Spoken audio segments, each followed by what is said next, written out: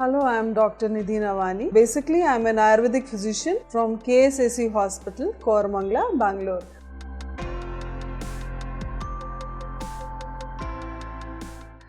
Basically, among the common public, there is a general notion that all the problems which are existing in the anorectal area are piles. But all anorectal problems are not piles. There are different kind of categories of diseases which are existing in the anorectal area. So starting from those diseases, the first very commonly found out disease in anorectal area is fissures, then piles, fistula, perineal abscess, rectal prolapse, sentinel tag.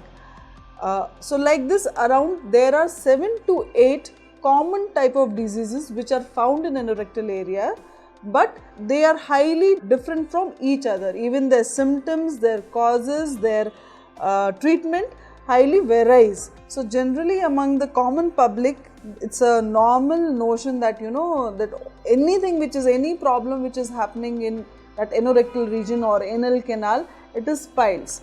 So therefore we have to be very careful while we are going to a doctor or going for any treatment or going for any over the counter medication. We have to make it sure before that what actually the disease is, because many a time patients simply they'll just get 1 or 2 symptoms.